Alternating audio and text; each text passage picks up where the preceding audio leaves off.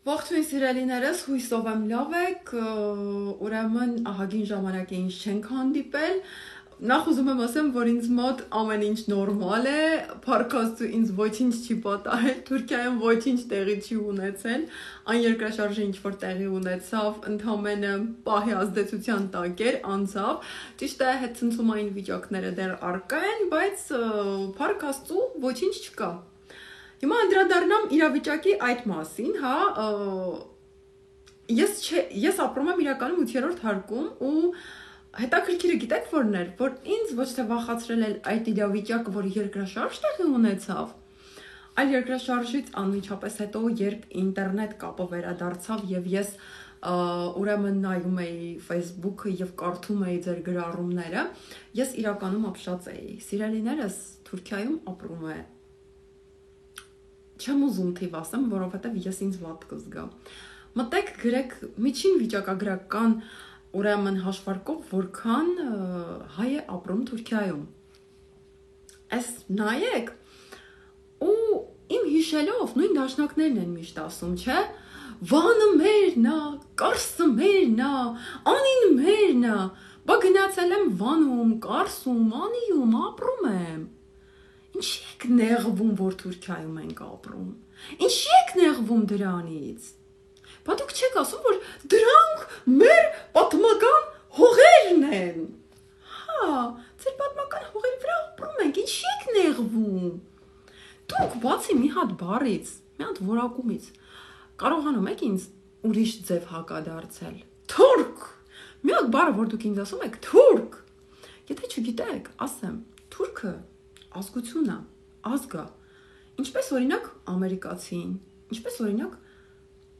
անգլիացին, ինչպես օրինակ վրացին, ինչպես օրինակ հայը։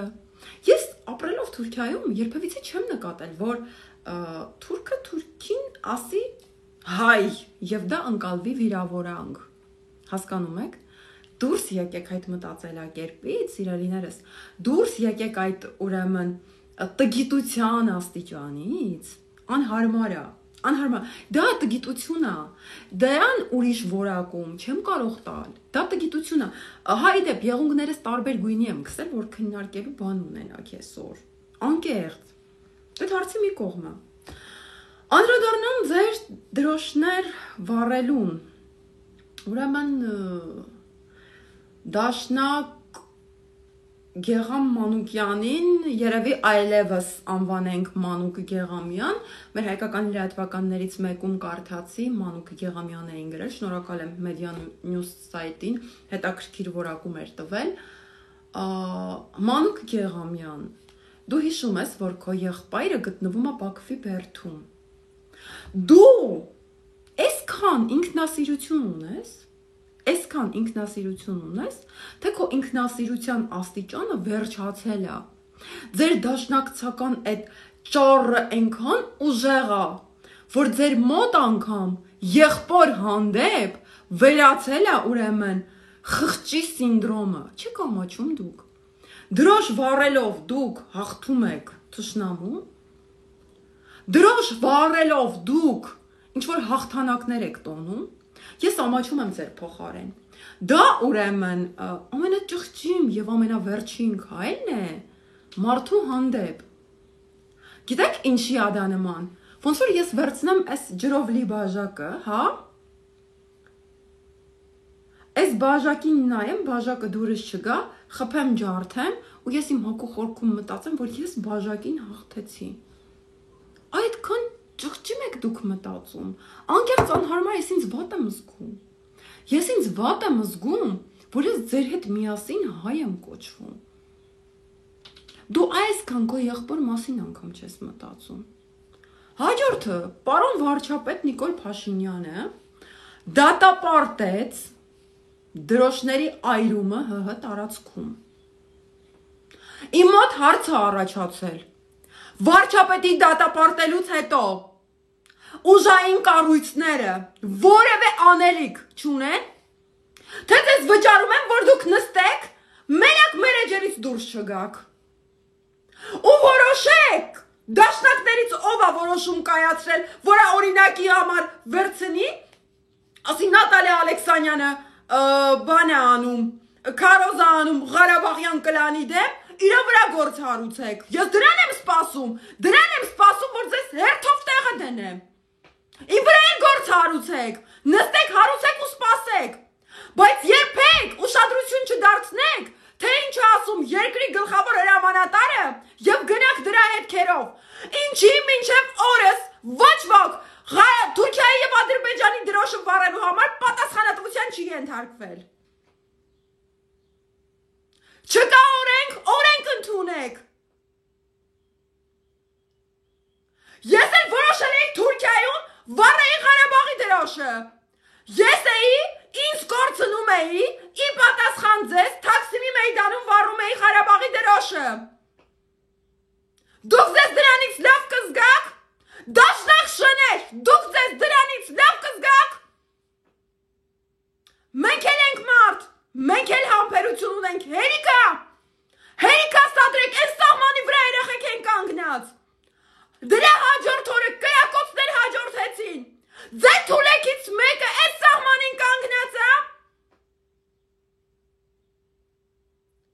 Թե սաղին արդեն տեղավորել եք, տնավորել եք, ուղարկել եք Հայաստանից դուրս, ու դուք կրակ ձերը անեք։ Երբ են ուժայինները արձագանքելու սրան։ Հերիքա տանեք մեր երեխեքին մատաղ անեք։ Հերիքա։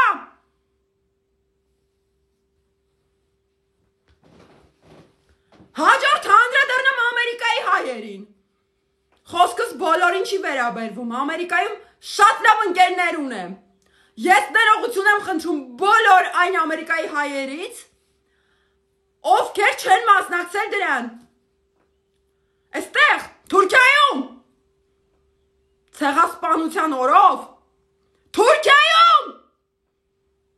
մի հատ էլ գոռամ լսեք, Թուրքիայում, հայերը լռությամբ պատարակներ են անում, անասուններ։ Ինչ եք դուք անում։ Ցեղասպանությունը վերածել եք խրախճանքի, հետո ասում եք Թրամփը չի ճանաչում հայոց ցեղասպանությունը։ Այն ողորմելիներ։ Մի հատ էլ տականք կա, Բերթի Պուտյովկա, նստած է Ամերիկայում, նա երբեք Ամերիկայի բերթից դուրս չի գալու։ Դրել է իր էջում վրենել, դրել է Արցախ երաշտություն, տրնկի եք պարում, գետինը մտնեք դուք։ Դուք հայ եք, թե ազգակործան։ Դրանք, եթե ՀՀ քաղաքացիներ են, պահանջում եմ դատախազությունից հատիկ դրանց վրա քրգործել հարուցել եւ պահանջել Ամերիկայից դրանց։ Հերիքա խայտարակեք մեր ազգի անունն ու պատիվը, հերիքա։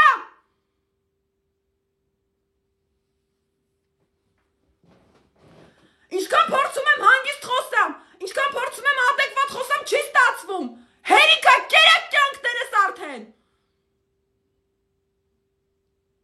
Թուրքն իմ թշնամին է, ադրբեջանցին իմ թշնամին է։ Ոչ թուրքն է իմ թշնամին, ոչ ադրբեջանցին է իմ թշնամին։ Իմ թշնամին հայկական հողի վրա գտնվող դաշնակն է։ Իմ թշնամին հայ երեխեքի սահմանին գտնվելու վայրի մասին չմտածող դաշնակն է։ Ու քանի ձեզ չենք ոչնչացրել, ոչ մի բան մեր կյանքում չի փոխվելու։